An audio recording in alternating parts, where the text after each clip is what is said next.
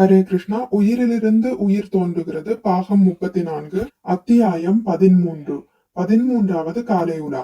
December 2, 1973 அன்று ஒளிப்பதிவு செய்யப்பட்டது.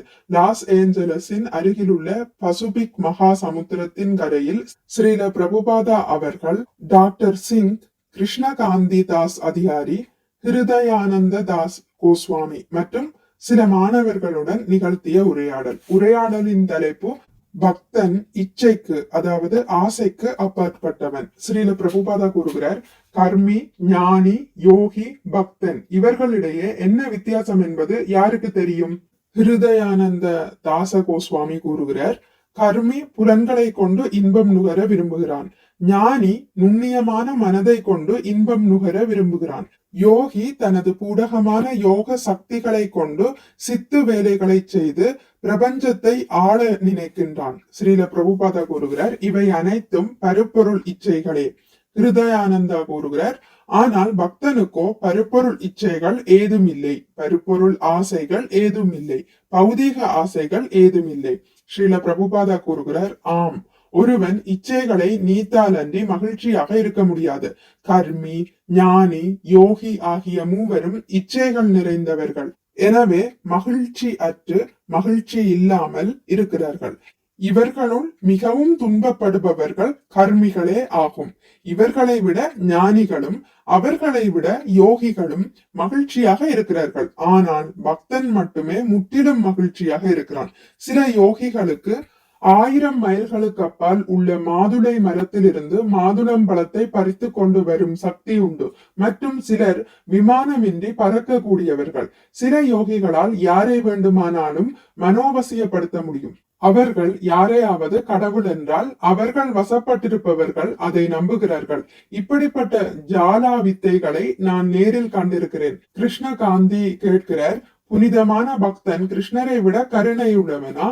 ஸ்ரீல பிரபுபாதா கூறுகிறார், ஆம், ஒரு உண்மையான வைஷ்ணவன், ஒரு உண்மையான பக்தன் கிருஷ்ணரை விட அதிகமான கருணை உள்ளவன்.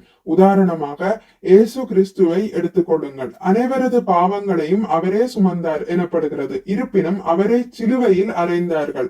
அவரது கருணையை நாம் அறிவோம்.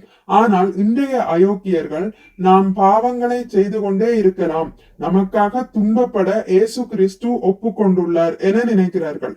இவ்வாறு ஸ்ரீல பிரபுபாதா கூறியவுடன் இதை அடுத்து நீண்ட அர்த்தபூர்வமானதொரு மௌனம் நிலவுகிறது. அனைவரும் சிந்திக்கிறார்கள். அடுத்த உரையாடலின் தலைப்பு பருப்பொருட்களுக்கும் ஆன்மாவுக்கும் உள்ள வேறுபாடு.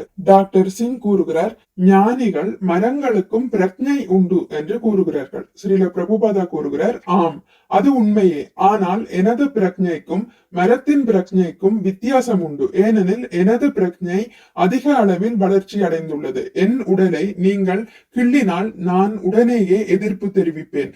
ஆனால் ஒரு மரத்தை வெட்டினாலும் அது எதிர்ப்பு தெரிவிக்காது. உண்மையில் அளவில் வேறுபட்டாலும் அனைத்திற்கும் பிரக்ஞை உண்டு. பிரக்ஞை எவ்வளவுக்கு எவ்வளவு பருப்பொருளால் ஆட்கொள்ளப்படுகிறதோ அவ்வளவுக்கு அவ்வளவு அது பருப்பொருள் என கருதப்படுகிறது. பிரக்ஞை எவ்வளவுக்கு எவ்வளவு வளர்ச்சி அடைகிறதோ அவ்வளவுக்கு அவ்வளவு ஆன்மீகமாக கருதப்படுகிறது. பருப்பொருளுக்கும் ஆத்மாவுக்கும் உள்ள வித்தியாசம் இதுவே ஆகும். ஜீவாத்மாக்கள் எங்கும் உள்ளன. அவை பூமியிலிருந்து வெளிவர முயற்சிக்கின்றன. ஸ்ரீல பிரபுபாதா புல்லை சுட்டி காட்டுகிறார். மேலும் கூறுகிறார், சந்தர்ப்பம் கிடைத்தவுடன் அவை அவற்றின் பிரக்ஞையை வெளிக்காட்ட முற்படுகின்றன.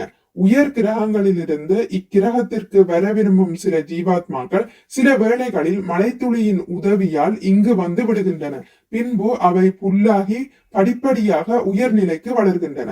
டாக்டர் சிங் கூறுகிறார், ஓ, இது பிரமாதம். ஸ்ரீல பிரபுபாதா கூறுகிறார், இவை சூட்சும சக்திகளின் செயற்பாடுகள் ஆகும். இது பற்றி விஞ்ஞானிகளுக்கு என்ன தெரியும்? மாயையின் பிடியில் உள்ள அவர்கள் நான் பெரிய அறிவாளி என்று கர்வம் கொள்ளுகிறார்கள். ஹரே கிருஷ்ணா. இத்துடன் முடித்துக் கொள்கிறேன். இனி அடுத்த பதிவில் இதன் தொடர்ச்சியான ஆத்மாவின் இடப்பெயர்ச்சியா என்பதை பற்றி வாசிக்கலாம். மிக்க நன்றி. ஹரே கிருஷ்ணா. உங்களுக்கு இந்த வீடியோ பிடித்திருந்தால் லைக் பண்ணுங்கள், ஷேர் பண்ணுங்கள், சப்ஸ்கிரைப் பண்ணுங்கள். நோட்டிபிகேஷன் பெல்லை அழுத்துவதன் மூலம் அடுத்த பதிவுகள் உங்களை வந்தடையும். பகவான் ஸ்ரீ கிருஷ்ணரை பற்றி கேட்டு மகிழ்வோம்.